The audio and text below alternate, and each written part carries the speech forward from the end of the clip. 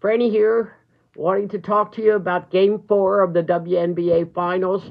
What a game it was, I'll tell you. Neither team led by more than five the whole game. It went back and forth, back and forth, back and forth. And they both played their hearts out. I mean, it was just unbelievable. I haven't enjoyed a basketball game this much in many, many years. Both of these teams are supposed to be in this final game, and they're taking it to Game 5. So I can't tell you how much and how much I appreciate the level of play of these players.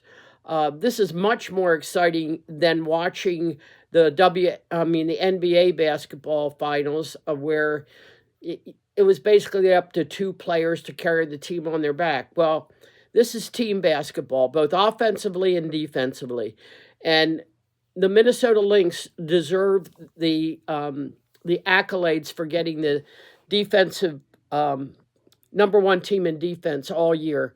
They came out and did a tremendous job. Kudos to Alana Stewart, who played 30 minutes, and she ended up with 12 points, and she had 2 assists, 2 steals, and was 2 for 2 from the deep.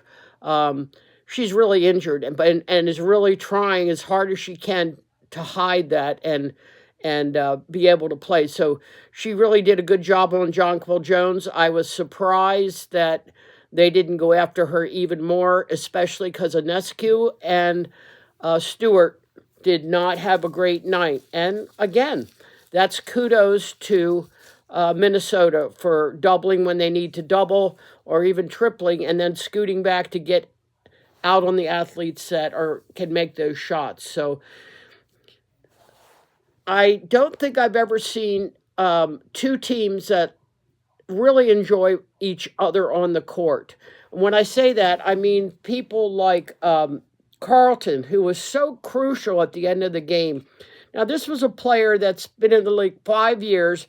She was cut her rookie season after Connecticut drafted her and picked up by Minnesota because the coach obviously saw something in her.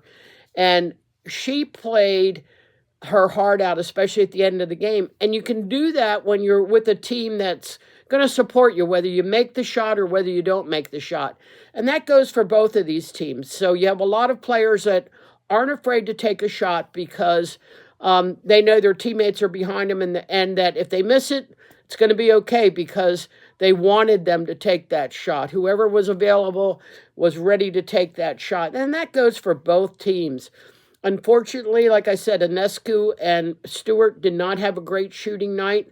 I felt that they were able to get both of them out of their patterns of play, and defense wins, I think, when it comes down to it. But with this Game 5 coming up, I think it's going to be very, very difficult to beat the Liberty on their home court. Here are the keys. They've got to get the ball into Jonquel Jones if you're the Liberty.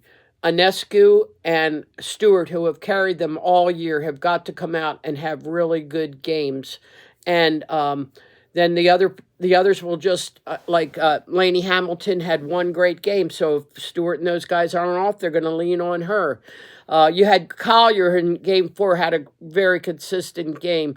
But they made 29 points, but 22 of those were off of assists. So that tells you how well their team offense is running. They move the ball very quickly so that there can't be many doubles. And Collier played a tremendous all-around game and was there when they needed her to make a shot, to get a rebound. So for me, between that and Williams has got to have a breather periodically. And Hidalgo, I think that's her name, came in and then got hurt. So she's going to have to be able to spell Williams because as fast as Williams plays and keeps the up tempo, she needs a breather periodically. So it was just a tremendous game. Game 5, what more could you want from two exceptional teams? But to bring it all the way down to the Game 5 to decide who's the best team of the year in the WNBA finals. So I know you're going to be there with me Sunday here and watch this game and hope it becomes one last shot for whoever can take it or goes into overtime. That would be the best scenario. So just hope it's a great game because they both deserve it. And whoever wins this deserves to be the champion. And I know that they will greet each other after the game. One will be disappointed, but one will be a champion. You have two scenarios. This is a rebuilding team for the Lynx. They haven't won it for many, many years, but the Liberty have never won. So they're going to be hungry, and they'll have their hands full with Minnesota, who never gives up. So watch this game. It'll be great. Okay, take care. Know that you're loved, and have a great day.